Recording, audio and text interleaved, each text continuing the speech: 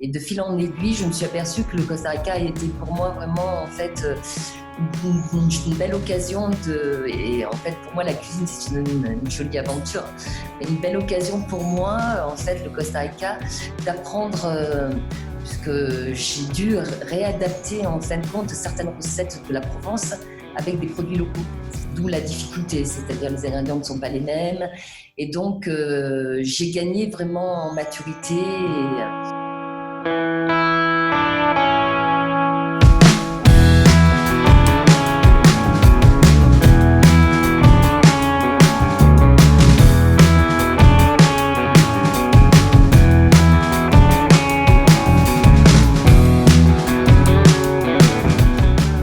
Bonsoir, c'est un plaisir. Bonsoir Antoine.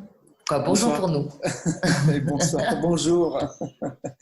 C'est un plaisir de recevoir Patricia Richer, qui est l'ambassadrice de la gastronomie française dans un pays magnifique qui s'appelle le Costa Rica. Elle est basée à San José.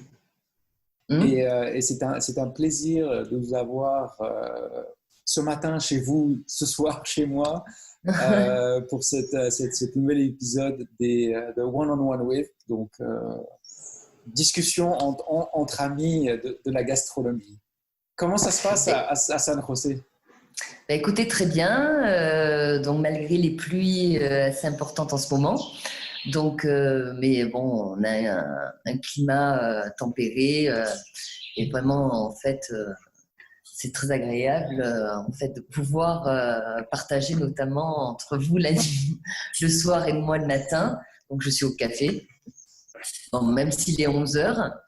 Donc voilà, moi je suis très heureuse en fait de participer à cette interview et de partager avec vous cet échange de la gastronomie. Donc oui, bon en fait, je suis ambassadrice de la gastronomie du Costa Rica, mais bon c'est un honneur, mais pour moi de représenter un petit peu en fait la cuisine française à l'étranger. Mais c'est quand même, on reviendra sur votre parcours par la suite, mais de Sanary à San José, bon, ça commence par un S tous les deux, et c'est un peu le grand écart, non? Oui, oui, tout à fait. Pour moi, presque, en fait, ça fait maintenant donc 12 ans que je suis installée donc principalement dans la capitale, à San José.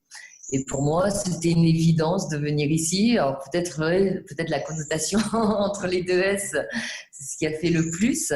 Mais c'est vrai que bon, j'ai eu en fait cette opportunité de pouvoir voyager il y a 15 ans de ça, donc grâce à des amis travaillant dans le domaine du tourisme, Bertrand et Sylvie, qui m'ont en fait fait découvrir ce merveilleux pays proche de la nature et surtout avoir cette occasion en fait d'apprendre beaucoup de sa culture.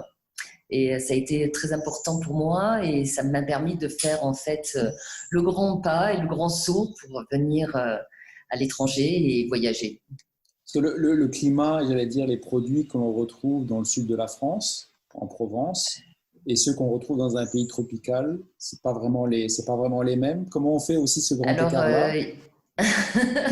C'est tout un apprentissage de la cuisine, on s'adapte et notamment on essaie de réaliser des recettes avec différentes saveurs en essayant de retrouver nos saveurs propres, donc de nos origines, puisque moi je suis de la Provence, de la France.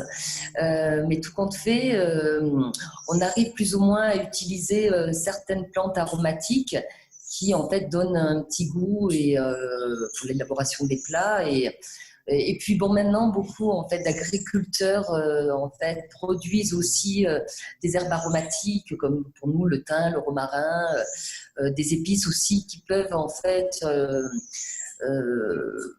correspondre vraiment en fait au goût que l'on souhaite. Mais c'est vrai que le pH de la terre et donne en fait un petit goût différent à chaque herbe aromatique. Donc il faut adapter sa cuisine en fin de compte aux produits locaux. C'est cela, oui. Mais avant de revenir sur cette partie du Costa Rica, qu'est-ce qui vous a poussé à devenir chef? En général, c'est... Écoutez, au début, ça a été vraiment... en fait, j'ai créé mon petit... Donc, en fait, J'ai pris un petit restaurant sur Sanary-sur-Mer et pour moi, ça a été plus ou moins un défi. J'aimais cuisiner en toute simplicité. Et de fil en aiguille, ça a été en fait la réalisation d'un petit challenge par rapport à moi-même pour voir si je pouvais entreprendre en fait pas vraiment avoir au départ le statut de chef, puisque c'est au fil des années qu'on acquiert en fait un apprentissage, qu'on peut en fin de compte notamment se donner en fait le pouvoir en fait, de créer ses propres plats, parce qu'au début la difficulté elle est de connaître, voilà, de revisiter certaines recettes. Et de fil en aiguille, je me suis aperçue que le Costa Rica était pour moi vraiment en fait une belle occasion et en fait pour moi la cuisine c'est une jolie aventure, une belle occasion pour moi en fait le Costa Rica d'apprendre puisque j'ai dû réadapter en fin de compte certaines recettes de la Provence avec des produits locaux, d'où la difficulté, c'est-à-dire les ingrédients ne sont pas les mêmes et donc j'ai gagné vraiment en maturité et je pense que c'est ce qui m'a permis aussi d'être à ce niveau maintenant. Parce que donc tous les jours, Pardon, j'ai remarqué aussi, très souvent chez les chefs, il y a une certaine philosophie de travail. Ils essaient de faire passer un message, en fin de compte, par le biais de leur cuisine. Est-ce que ce message que vous faisiez passer en Provence, celui que vous faites passer au Costa Rica, c'est le même? Il a évolué? Alors, en fin de compte, quand on se trouve vraiment en France, je pense qu'on n'a pas cette initiative en fait d'entreprendre en fait et de s'engager en fait dans la cuisine.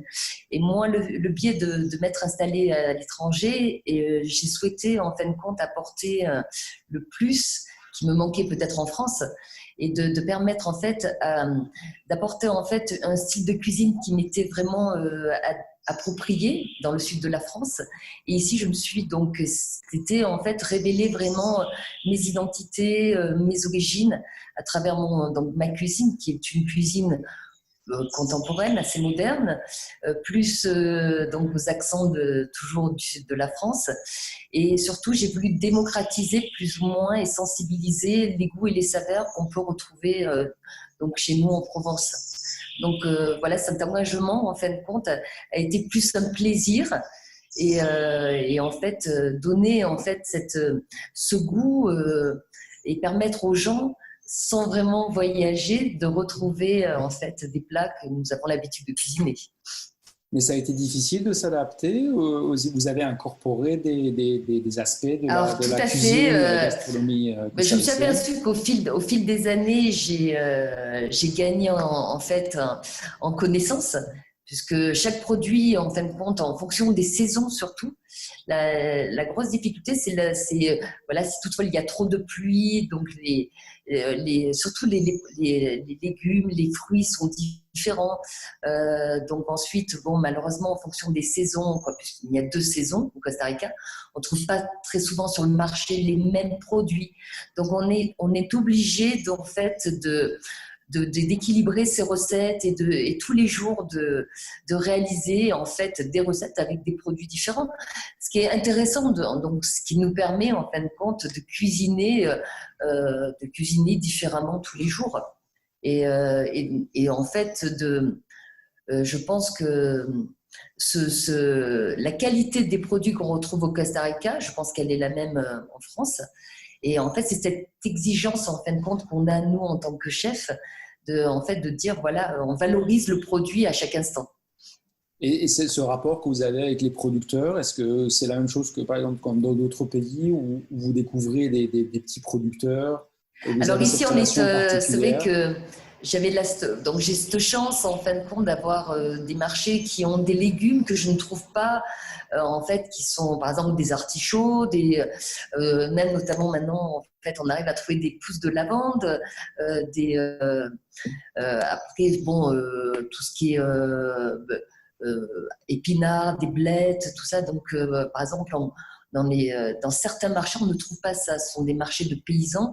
Que là, sont plus des marchés, en fin de compte, de petits agriculteurs, un peu organiques, puisque maintenant, on privilégie aussi des produits organiques, qui produisent. Alors, en fait, Ce sont 2, 3 qui chaque, bon, j'y vais régulièrement tous les samedis et je retrouve ces produits-là. Donc, je suis ravie, en fin de compte, de pouvoir les trouver. Donc, ça donne un plus, en fait, à ma cuisine et dans mes plats, puisque peu de gens, en fait, par exemple, l'artichaut est très mal connu au Costa Rica. Et notamment, son prix est horriblement est très, très cher. Et c'est un produit très cher et notamment dans ces marchés, on les trouve vraiment à des prix accessibles. Donc les gens ne savent pas comment le cuisiner et pour nous, ce sont des produits en vogue puisque c'est très courant en France. Ici, voilà, de mettre en évidence des produits nouveaux, je pense que c'est très bien. Et les chefs locaux sont inspirés, parce que j'ai vu que vous avez fait des travail à quatre mains avec des chefs de San José. Comment ça se passe, ce genre de collaboration et ces échanges? Alors, je pense qu'on reste toujours en réseau, en contact, malgré la distance, puisque ici, en fait, malheureusement, on est très séparés les uns des autres.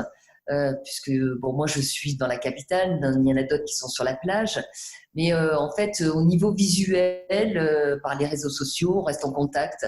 Après on a l'occasion de se voir peut-être une fois par an grâce, par exemple pour moi l'ambassade de France qui réunit certains chefs costariciens pour créer un événement gastronomique, et là on partage donc nos expériences. Mais c'est vrai que je pense qu'on a tendance en fait à moi peut-être le fait d'être une femme, donc c'est vrai que c'est un monde d'hommes en général, la cuisine. Donc je sais pas. Donc ce livre pour moi ça a été une occasion en fin de compte d'avoir un échange entre chefs et de créer une cuisine franco-costaricienne. D'ailleurs j'avais créé la francophonie s'invite dans la gastronomie. Voilà, le titre du livre. S'invite en cuisine. Donc, en fait, il y avait des chefs de la Provence, dont mon ami Alain Bill, chef étoilé, qui m'avait offert ses cuisines, l'ambassadeur de la cuisine provençale. Donc, cet événement a permis, en fin de compte, de développer cet échange entre les chefs costariciens et les chefs internationaux. Puisque, en fin de compte, maintenant, le Costa Rica entre un petit peu dans la gastronomie. En fait, avant, c'était une cuisine assez simple. Maintenant, donc, on essaye de privilégier une cuisine éthique, une cuisine généreuse du Costa Rica. Et donc, c'est en fait cette mixité de plats, de fusion de la cuisine qui est intéressante entre chaque pays. Donc, ce livre, La francophonie s'invite en cuisine. Donc, je dois mentionner qu'il est disponible gratuitement. Alors, ce livre, par contre, ce livre, bon, j'en ai édité un gratuitement. Alors, ce livre, en fait, je l'ai que sous forme sous forme papier. Oui. Il est disponible dans mon restaurant, où je peux l'envoyer, notamment, puisqu'il a été édité. Cela fait maintenant 5 ans que je l'ai édité. Bon, je le propose toujours à mes clients. D'ailleurs, puisque ce sont des plats, d'ailleurs, j'avais proposé une quinzaine de recettes, sont des plats que je travaille régulièrement au Costa Rica aussi. Oui. Donc, par exemple, voilà, des plats du terroir. Et les gens sont ravis donc, de venir goûter mes plats et de pouvoir ensuite les préparer chez eux. Donc, en général, même je l'offre à certaines occasions pour une célébration. D'accord. Donc, comment est-ce que les gens pourraient la voir? Il y a juste un format papier ou il serait disponible en format en ligne? Alors, je l'ai malheureusement qu'en format papier. Mais après, je peux notamment l'envoyer. Les gens, après, je peux faire glisser quelques recettes comme ça, D'accord. Puisque en fait, il y a une page, la francophonie s'invite en cuisine sur Facebook. Mais c'est vrai que, puisque ce n'est pas moi qui l'avais, en fait, c'était quelqu'un qui l'avait réalisé, quelqu'un que je connais, c'était Solune. Et malheureusement, on ne l'a pas fait puisqu'on voulait, en fin de compte, faire la promotion à cette époque-là. On l'a fait juste en format papier. Quel serait... Donc, oui, allez, pardon. Oui. Mais c'est vrai que là, je suis donc là par rapport donc notamment au coronavirus, on a décidé en fait de réaliser à nouveau la même dynamique de ce livre. C'est-à-dire d'inviter, donc j'ai invité donc, mon ami chef étoilé Alain Ville du sud de la France, de mettre en avant la cuisine provençale et avec la participation du maire d'un petit village, donc, qui est mon village dans le sud de la France, le Revaz-les-Eaux. Donc il y aurait aussi le président de Médicis-Escoffier, le Petit Futé, et refaire en fait cette dynamique pour permettre aux gens, en fin de compte, de voyager à travers la cuisine. Donc ce premier livre qui a eu un succès, on souhaiterait en fait remettre en fait au bout du jour plus ou moins la cuisine provençale. Et ce serait prévu pour quand? Dans le courant de juin. Dans le courant de juin, donc c'est très proche. Donc on en reparlera. Si voilà. par exemple, il y avait un exemple de recette, on donnera la recette par la suite, mais s'il y avait un exemple de recette typique que vous proposez à la terrasse, ce serait quoi? Alors moi j'aime bien, en général les gens sont très basés sur le côté sucré et je propose très souvent, ce qui est surprenant parce que ça surprend beaucoup de personnes, un panna cotta à la lavande. Alors c'est un dessert tout simple, mais alors, juste la saveur de la lavande et les gens sont très friands, alors, connaissent très bien la lavande. Et bon, en fait, je le prépare et avec juste un soupçon de lavande, puisque sinon c'est très fort en goût. Oui. Et c'est un dessert qui marche pas mal, quoi. Donc, on donnera la recette par la suite. Ce sera, les gens, rien que le nom déjà, panna cotta à la lavande, ça donne envie. Alors c'est vrai que c'est assez surprenant parce que la lavande, très souvent, c'est une plante aromatique qu'on utilise pour des bienfaits différents. Mais en cuisine, très peu de costariciens ont l'habitude en fait de goûter à ça. Donc, de goûter à la lavande. Et donc, je propose en panna cotta, en glace, voilà, très souvent, juste des soupçons de lavande aussi dans les salades. Donc, ils ont du mal au début à retrouver un petit peu le goût et après, hop. Vous avez mentionné à un moment les disciples Escoffier, dont vous êtes membre. Il y a aussi Best of Gastronomy, dont vous êtes aussi membre.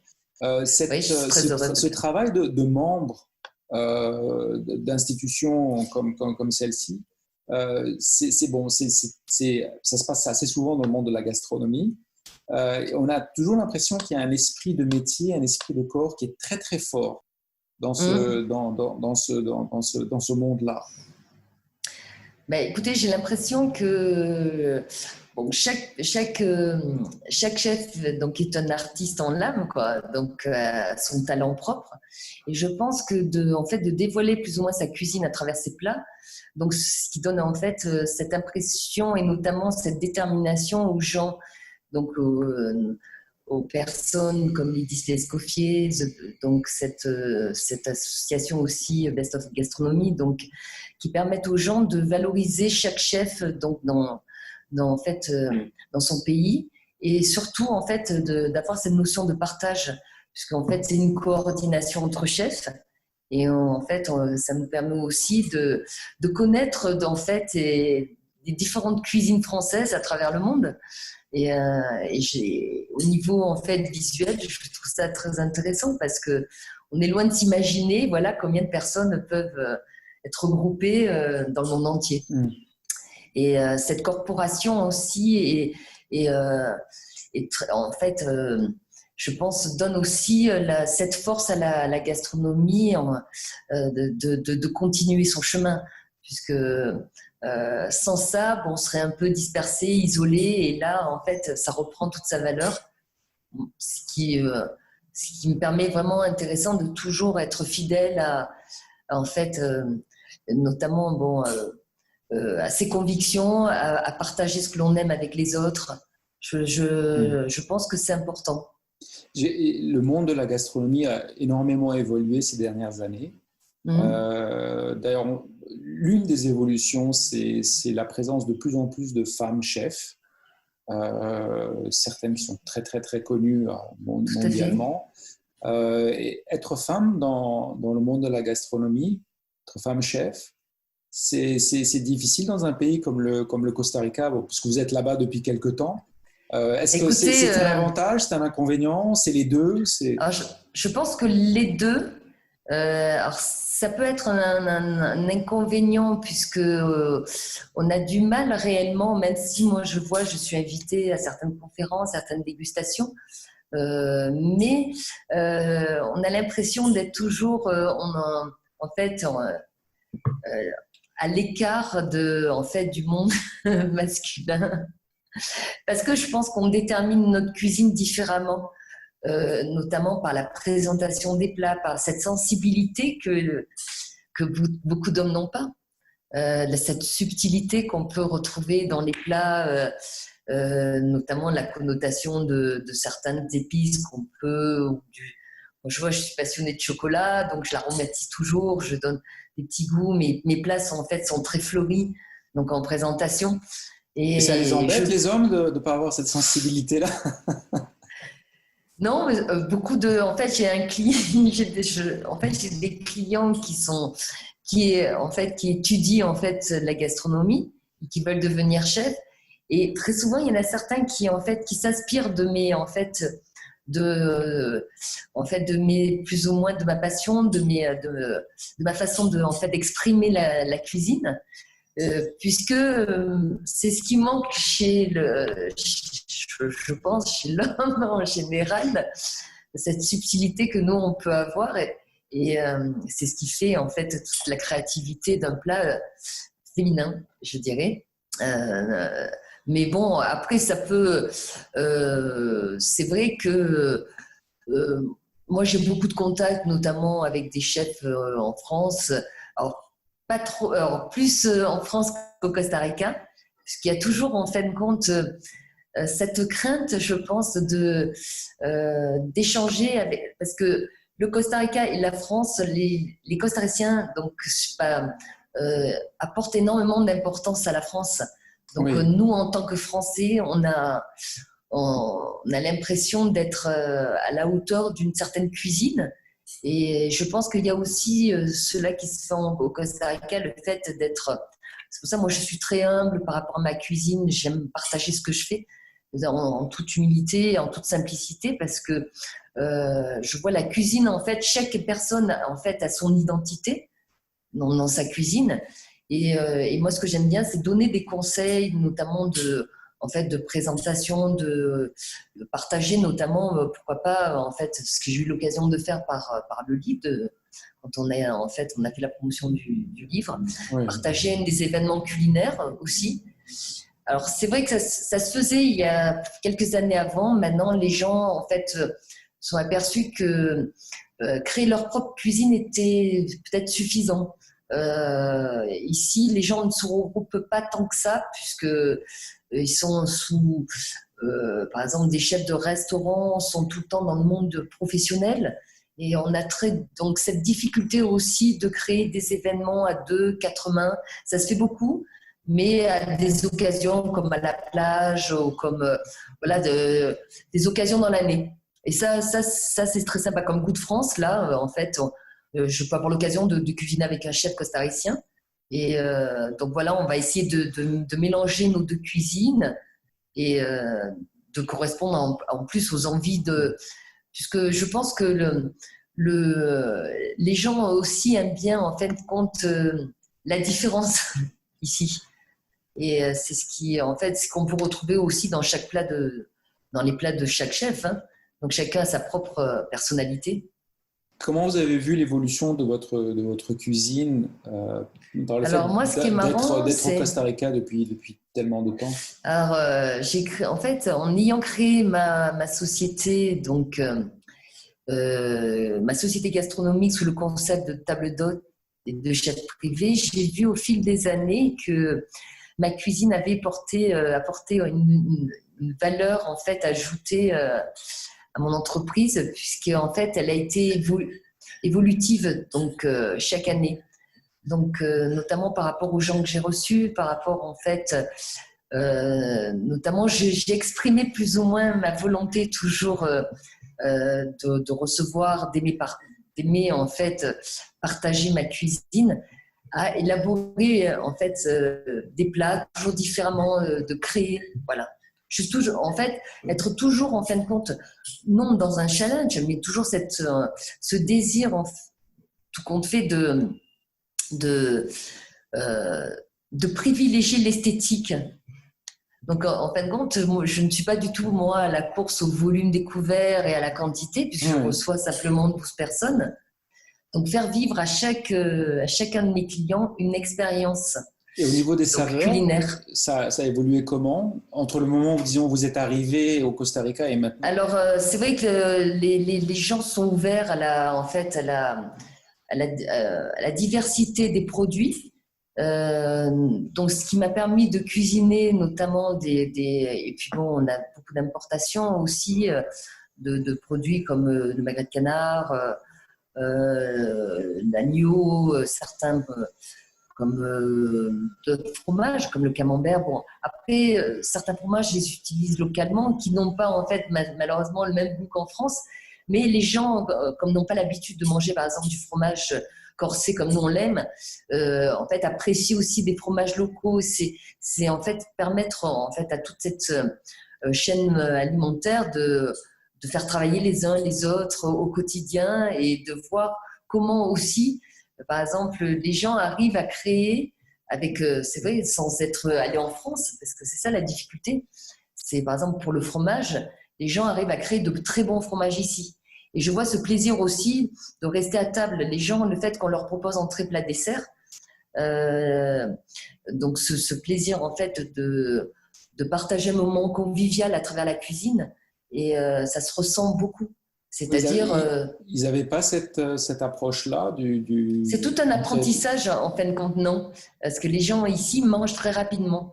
Donc le fait en fait de leur faire vivre cette expérience culinaire comme l'art de la table, donc ça leur a permis aussi de se dire voilà, on a cette occasion ici de voyager un petit peu à travers la cuisine. Peut-être qu'en voyageant après réellement en France, on pourra retrouver ce qu'on a ici au Costa Rica. Donc j'ai voulu créer un petit coin de France à l'étranger et en fait une manière aussi de découvrir la gastronomie française euh, et démocratiser plus ou moins cette cuisine qu'on avait quoi. Cette cuisine que les gens ressentaient comme voilà, c'est des références de cuisine comme le canard à l'orange, la truite aux amandes, donc des cuisines de terroir, mais bon, donc très anciens, mais voilà, revisiter plus ou moins une cuisine moderne au goût du jour. Et la terrasse est devenue le lieu de référence de la gastronomie française au Costa Rica. Je pense. Tout à fait, oui, je pense, puisque déjà c'est un côté privé, donc on essaie en fait, on les accueille du début jusqu'à la fin. On les met en fait, on leur fait vivre réellement une expérience. Et je pense que c'est essentiel, c'est ce qui se perd de nos jours. Donc c'est vrai que ça demande beaucoup de travail, beaucoup d'attention, notamment donc sans compter sur la cuisine, mais sur la clientèle, sur notamment savoir comment après ils ont vécu cette expérience, puisque c'est ça surtout l'intérêt, de savoir est-ce qu'ils reviendront, est-ce qu'ils vont en parler. Donc, et en fait, très souvent, les gens sont assez surpris, puisqu'ici, malheureusement, au Costa Rica, les gens n'ont pas ce professionnalisme en fait, dans l'hôtellerie. Donc, à tous les niveaux, hein. Donc c'est bien de mettre un peu ce standard, de dire que voilà comment les choses se font et d'avoir une référence. C'est un avantage aussi, non? Bien sûr, puisque ici beaucoup de gens en fait ont toujours beaucoup de Costariciens donc sortent au quotidien et ont toujours un moment à célébrer. Et en fin de compte, c'est plus ou moins en fait. Cette fantaisie, cette manière de présenter en fin de compte la cuisine que j'ai souhaité mettre en scène. Donc autant avec le décor du restaurant que l'élaboration des plats, que l'art de la table. Voilà, c'est tout un ensemble qu'on peut vraiment retrouver en France dans certains lieux qui sont donc haut de gamme. Alors que moi, en fin de compte, c'est simplement un endroit très simple. Alors, c'est vrai que l'endroit s'y prête aussi, c'est dans une maison costaricienne de 1927, avec un cachet bien authentique du pays. Et donc, voilà, donc mélanger donc, la culture costaricienne à la culture française. Donc voilà, ça a été pour moi le meilleur des deux mondes.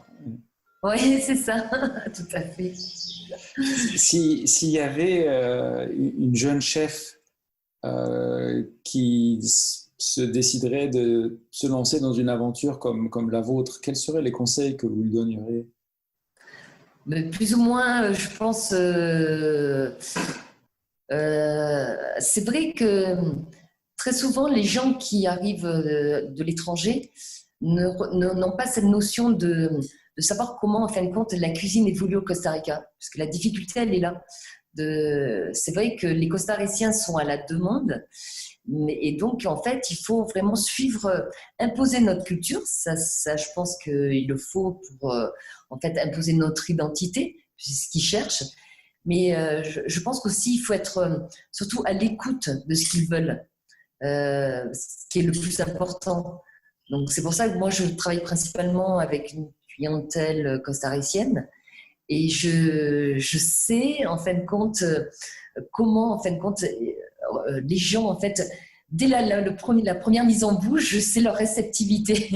Alors, ce qui est étonnant, c'est qu'il y a des plats que je ne cuisine plus du tout, parce que pourtant, qui marchent très bien chez nous, et qui ne marchent pas du tout comme un dessert que j'adore, c'est le baba au rhum. Donc ici, ça ne fonctionne pas. C'est quoi? C'est le baba, voilà, c'est le rhum qui ne va pas? Je ne sais pas, j'ai eu beau l'aromatiser à la vanille. C'est en fait cet aspect du dessert. Ou la texture? Il y a des plats, la texture peut-être? Alors, il y a des, en fait, des aliments, des ingrédients ou peut-être des plats qui ne sont, en fait, qui les dérangent au niveau, je pense, du goût. Surtout ça, au niveau du goût. Hein. Donc, il faut vraiment mettre chaque épice en parcimonie. Il faut vraiment en délicatesse parce que leur palais n'est pas habitué comme le nôtre. Ouais. Donc, voilà, en fait, on apprend tous les jours hein, quand on vit à l'étranger. C'est vraiment une réelle expérience. Hein. Et pour moi, ça a été un aboutissant dans ma carrière puisque ce qui m'a permis, en fin de compte, de créer beaucoup plus, de m'engager et notamment c'est vrai que j'apprends encore tous les jours et puis notamment des techniques que j'avais oubliées en fait, dans le temps, je remets au goût du jour. Des choses comme la cuisine provençale, les gens connaissent très peu. Donc, et beaucoup de cours de cuisine que je donne, j'essaie en fait de permettre aux gens de goûter en fait nos produits du terroir. Et ça a été une formidable expérience puisque des Costariciens ont fêté leur mariage dans mon restaurant. Et ils sont allés fêter en fait leur première année de mariage en France et ont souhaité visiter la Provence. Et donc, en collaboration avec mon ami Alain Bils, on leur a fait voyager vers en fait les Baux-de-Provence et dans l'arrière-pays et exactement dans la Bastide de Mazan qui est une bastide magnifique. Et ils ont séjourné 2 jours et ils ont même pris des cours de cuisine. En fait, c'est ça qui était sensationnel puisque en général les gens vont sur Paris ou et vont très peu en fait puisque déjà le Costa Rica privilégie plus en fait la capitale par son patrimoine, culturellement. Mais c'est vrai que nous, c'est une région, en fin de compte, à découvrir. Rien que pour l'huile d'olive. Rien que pour ça. Oui, c'est vrai. Rien déjà pour ça. Quels sont les projets pour le futur? Écoutez, peut-être un retour aux sources prochainement pour Alors bon, c'est un désir puisque je pense qu'après 12 ans, peut-être même plus, 12, 14 ans, 15 ans d'expatriation, on a envie en fait de faire en fait un comeback, de revenir vers en fait nos origines et pourquoi pas en fait faire l'expérience inverse, c'est-à-dire apporter ce que j'ai appris au Costa Rica et l'appliquer en France. Ça serait intéressant. Là, en fait, voilà, tout à fait, oui. C'est ce que je souhaite en général. Je pense qu'il y a de quoi faire. Et de toute façon, comme la cuisine évolue tout le temps, donc elle est sans arrêt en mouvement, c'est vrai que donc pourquoi pas, oui. Notamment, bon, je ne sais pas cuisiner costaricien, même si j'adore la cuisine costaricienne, mais c'est vrai que j'ai appris en fait à marier les épices beaucoup. Et c'est donc notamment cuisiner beaucoup en fin de compte, notamment des desserts avec beaucoup de fruits exotiques, c'est très difficile. Donc voilà, pour moi, ça peut être très intéressant à appliquer. À suivre alors. À suivre, oui, c'est ça. Alors en général, pour clôturer l'interview, je pose les questions du questionnaire de pivot. Donc je suis sûr que vous connaissez. Il l'utilisait souvent dans son émission Apostrophe. Vous êtes prête? Allez. Quel est votre mot préféré? Alors, attendez, en plus, avec les oiseaux qui sont derrière, c'est magnifique. c'est très bucolique. Joie. Le mot que vous détestez? Détester. Il faut que ça me vienne dessus. Alors, attendez. Détester. Critique.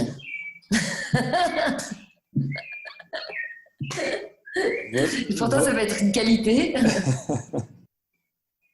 Votre drogue favorite? Le chocolat. Il y a pire. Ouais, non, mais ça, c'est vrai que j'en mange constamment, tous les jours. Le pire, c'est ça, ouais. Et je suppose qu'il y a de très bons chocolats au Costa Rica? Oui, beaucoup. Alors, oui, évidemment, oui. Il y en a très, très bons. En fin de compte, alors j'ai pas vraiment l'occasion d'en acheter parce que en fait, il y a des petites fincas avec de chocolat, mais c'est vrai qu'ils sont différents au niveau de la texture qu'en France.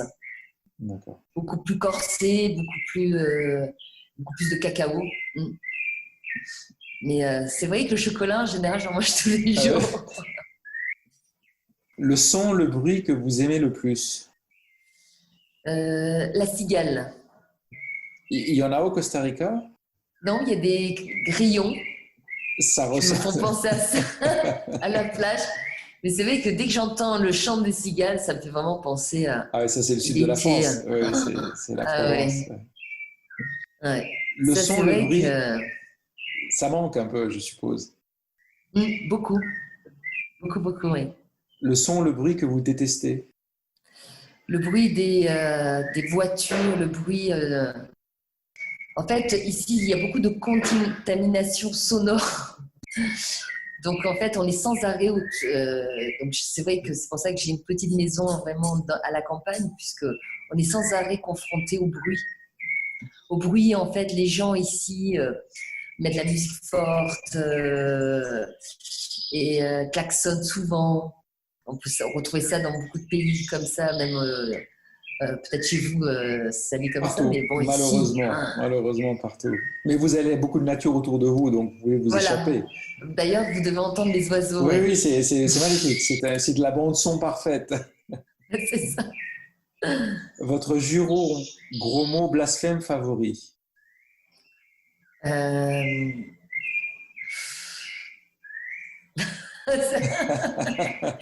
Et merde. Je dis souvent et merde. Alors j'ai tendance à employer ici une petite réflexion. Ce qui est marrant, c'est Ketchiva. On dit souvent Ketchiva. Qu'est-ce qui veut dire? Bon, c'en est assez. D'accord. Après, il y a plusieurs expressions ici, mais c'est vrai.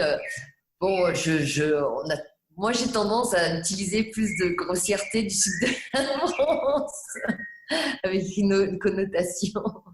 C'est assez marrant, mais ça vient naturellement. Ah oui. Après 12 ans. Dire, mais bon. Votre idée du bonheur? Alors, je suis souvent positive et ce que j'ai appris, c'est que pour moi, je deviens, en fait, en ayant vécu à l'étranger, pour moi, c'est la simplicité des choses qui est essentielle. Et j'ai appris vraiment à apprécier cela. Chose que malheureusement en France, on est loin en fait, d'avoir plus ou moins cette philosophie. Mais ici, j'avoue qu'on apprécie les choses simples. Et ouais, c'est certainement un idéal que je vais essayer en fait, c'est plus ou moins ma force, puisque. Et puis, bon, pour moi, le bonheur, c'est vraiment être. C'est vrai que aller notamment travailler avec bonheur, c'est ce que je souhaite les gens en général. Ouais. Et c'est vrai que pour moi, travailler, ça fait partie de ma passion et de mon bonheur. Parce que je ne me vois pas sans travailler. C'est idéal. Sans cuisiner, du moins. C'est idéal. Oui, c'est l'idéal, oui. Alors, votre idée du malheur? Malheureusement, la santé, quoi. La santé. Et c'est vrai que faire face à ça, moi je vois par rapport à notre métier, on est beaucoup en stress. Et le stress, c'est vrai que c'est une des choses qui malheureusement m'affecte énormément. Puisque on est toujours dans la perfection et toujours, même si je ne suis pas du tout dans le challenge, mais en fait, toujours donner en fait, aux gens, on est toujours en stress évidemment, mais j'ai appris moi en fait depuis plusieurs années à voir la vie différemment, c'est-à-dire à essayer de me donner vraiment des moments de bonheur, tout simple, et surtout de me dire voilà, les choses que je fais pour moi, même si elles plaisent malheureusement pas à tout le monde, je les fais avec cœur. Et je pense que ça peut fonctionner pour tout le monde, en général. Donc, c'est pour ça ce problème de santé que beaucoup de personnes ont, c'est, je pense, ce manque en fait, on veut toujours être à la course, vraiment, gagner toujours plus d'argent. Et c'est pas ce qui nous fait réellement notre bonheur. Sûrement pas. Voilà. Et donc, beaucoup maintenant, je pense par rapport notamment au coronavirus, on essaie de se positionner, à se dire, voilà, ça peut nous arriver aussi à nous. Donc, on essaie de se protéger différemment et de se dire, bon, ben, si ça arrive, voir aussi comment serait la vie aussi comme ça, parce que c'est vrai que je vois ici ce changement a bouleversé beaucoup de nos idées, nos idéologies, notre idéologie, nos expériences qu'on pourrait, en fait, nos expériences que nous vivons actuellement, nos futurs projets. Mais c'est vrai que pour moi, la pire des choses serait la santé. Ouais. La santé. Être en mauvaise santé. Le métier que vous n'auriez pas aimé faire? Fonctionnaire. Je me demande pourquoi. C'est clair. Je pense que non, je n'aurais jamais pu imaginer. D'ailleurs, pour moi, c'est une souffrance de rester quand même derrière mon ordinateur à travailler au quotidien. Je peux comprendre entièrement. La plante, l'arbre ou l'animal dans lequel vous aimeriez être réincarné? Le chat. La plante, je dirais l'orchidée. Surtout ici, il y en a de très belles et je vois comment, notamment, elle n'éclot pas tant qu'elle ne souffre pas, c'est-à-dire l'éclosion de la fleur se fait quand la plante est en souffrance. Et ce qui est marrant, hein, parce que je n'aurais jamais pensé, puisque mon ami qui est guide naturaliste et qui m'a fait découvrir cette merveilleuse plante. Et c'est vrai qu'il y en a tellement de variétés ici, c'est vraiment magnifique. Le climat s'y porte. C'est vrai. Donc après, le chat, oui. Le chat pour moi. Et la dernière question, si Dieu existe, qu'aimeriez-vous après votre mort l'entendre vous dire? Donc il vous reçoit aux portes du paradis. Qu'est-ce qu'il vous dit? Qu'est-ce que vous aimeriez l'entendre vous dire?